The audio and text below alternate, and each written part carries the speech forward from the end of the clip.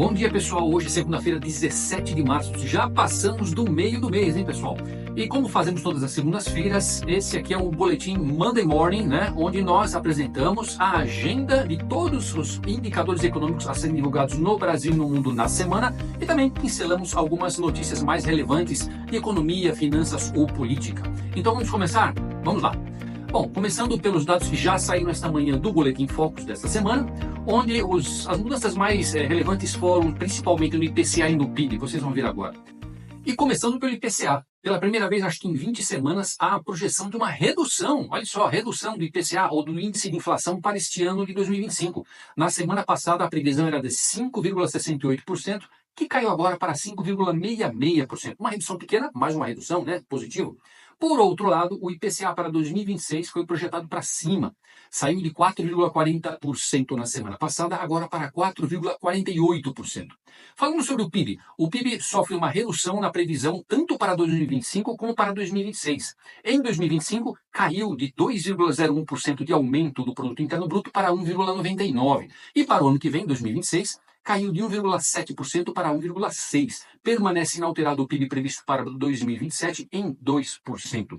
O câmbio, uma leve redução na perspectiva de fechamento do ano de 2025, que saiu de R$ 5,99 agora para R$ 5,98 nesta segunda-feira, mas nada mudou para 2026 e 2027, onde o câmbio é esperado, respectivamente, em R$ 6,00 e em R$ 5,90.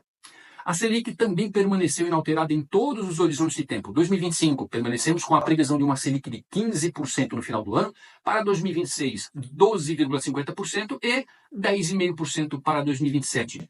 Vamos olhar o calendário econômico dos demais indicadores. Já saiu nessa segunda-feira, tá? O IBC-BR, né, de janeiro. O que é o IBC-BR? É o Índice de Atividade Econômica do Banco Central, criado para tentar antecipar o resultado do PIB e ajudar a autoridade monetária na sua decisão das taxas básicas de juros, né?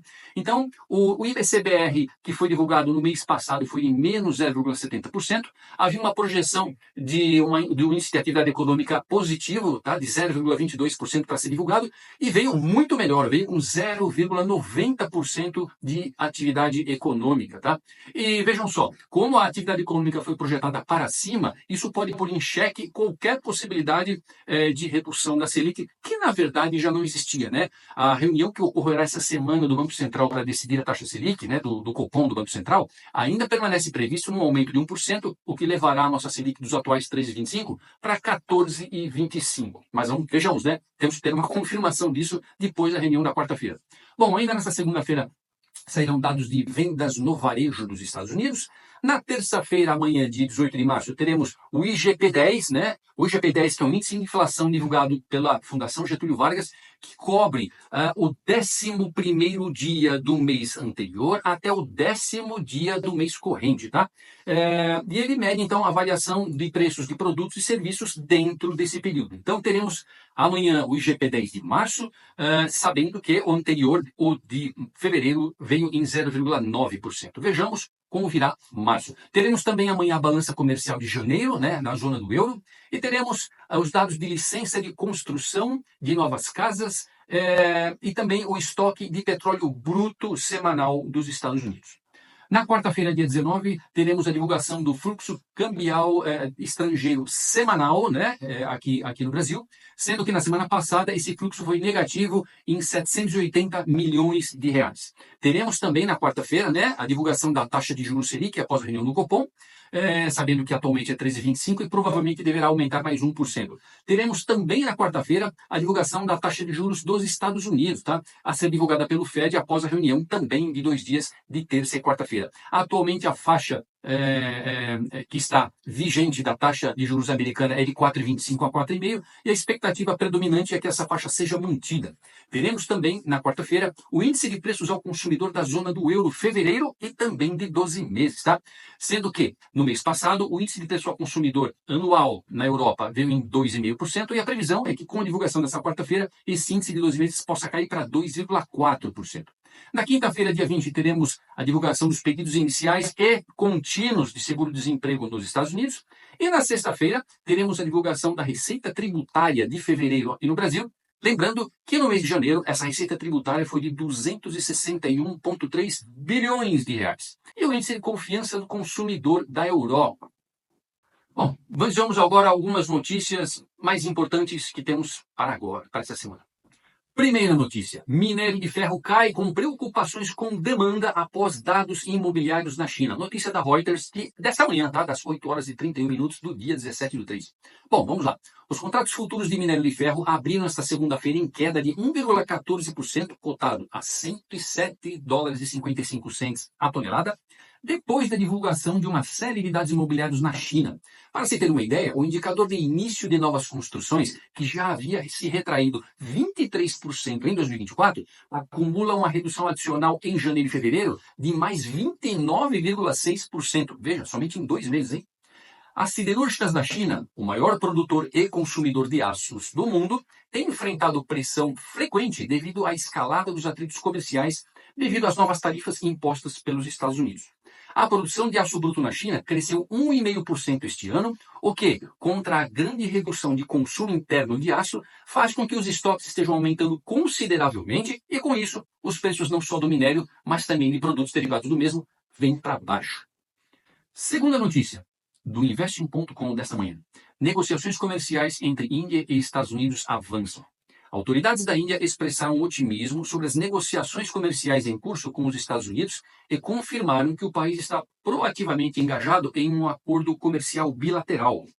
Neste acordo, está sendo considerado a imposição de uma taxa de salvaguarda sobre o aço, uma medida esta antidumping destinada a proteger sua indústria doméstica da Índia, depois que a tarifa de 25% sobre importações de aço e alumínio foram impostas pelos Estados Unidos. Mas vejam só, a Índia parece que está bem avançado numa negociação bilateral com os Estados Unidos. Tá? O que, de alguma forma, sob a perspectiva dos Estados Unidos, quebra um pouco a hegemonia e o monotone da discussão quando fala com integrantes do BRICS, não é verdade? Terceira notícia, da Reuters desta manhã. Trump falará com Putin nesta terça-feira sobre o fim da guerra na Ucrânia. O presidente dos Estados Unidos, Donald Trump, disse que planeja falar com o presidente russo Vladimir Putin após conversas positivas entre autoridades dos dois países em Moscou. Trump tenta obter apoio de Putin para uma proposta de cessar-fogo de 30 dias que a Ucrânia aceitou na semana passada, enquanto os dois lados continuaram a realizar ataques aéreos pesados durante o final dessa semana. Quando perguntado sobre quais concessões estão sendo consideradas nestas discussões, Trump disse, entre aspas, falaremos sobre terras e sobre usinas de energia. Já estamos, na verdade, falando sobre isso e dividindo certos ativos. Fecho aspas. O que foi interpretado é que se estaria falando sobre as instalações da maior usina nuclear da Europa, que está situada em Zaporizhzhia. Essa palavra é difícil, hein? Em Zaporizhzhia, né? Uma cidade essa que já está sob o domínio russo. Tá? De uma certa forma, tanto o Kremlin como as autoridades americanas resumem a possibilidade de se obter um acordo como um otimismo cauteloso. Né? Então, ainda não estão certas de que esse acordo será, vamos dizer assim, aceito por ambas as partes, mas há um certo otimismo cauteloso. A verdade é que os Estados Unidos estão tentando acelerar a conclusão dessa negociação de, inicialmente, um cessar-fogo de 30 dias, tá? Isso seria bastante importante para atenuar um pouco tantas incertezas ou tantas flutuações, tanta volatilidade que a geopolítica vem causando, tanto nas economias como nos investimentos também, tá? Na área de investimentos mundialmente. E a outra notícia é sobre o petróleo. Né? O petróleo avança após ataque dos Estados Unidos contra os Houthis nesse final de semana. Tá? Também notícia do Invest.com. Os preços do petróleo estão abrindo esta manhã de segunda-feira em alta, refletindo o risco de interrupção na oferta após os Estados Unidos realizarem uma série de ataques contra os Houthis no Iêmen. Washington informou que continuará essas ofensivas até que os rebeldes alinhados ao Irã cessem os ataques a embarcações comerciais. Né? Na manhã, logo após a abertura dos mercados essa manhã, o petróleo WTI, né, americano, abriu em alta de 1,09%, cotado a $60,64 o barril, enquanto o petróleo Brent europeu aumentava 1,06%, cotado a $61,32. Então é isso, né? As principais notícias dessa manhã e vamos acompanhar como vai se desenvolver essa semana. Principalmente vamos voltar aqui para falar um pouco após a divulgação das taxas de juros, tanto no Brasil como nos Estados Unidos, que apesar de nós já termos mais ou menos uma ideia de que aqui aumentará 1 ponto percentual e que nos Estados Unidos permanecerá inalterada, o mais importante é saber como as autoridades monetárias vão discursar sobre isso, onde teremos possivelmente algumas pistas dos próximos passos para os próximos meses de ambas as autoridades monetárias nos Estados Unidos e aqui também. Então é isso, uma boa semana a todos e até mais.